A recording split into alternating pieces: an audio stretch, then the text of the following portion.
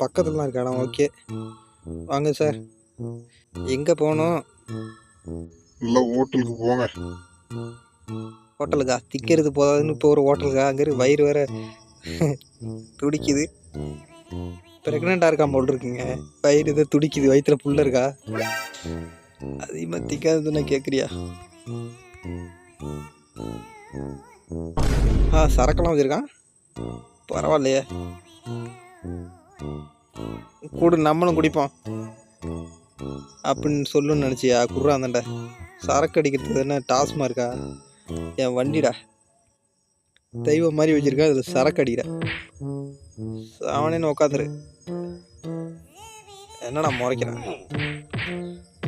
இறங்குறடா வந்துட்டுல, இறங்கிட்டு போ. அவ்வளோதான். சரக்கு அடிக்கிற ஒரு சரக்கு.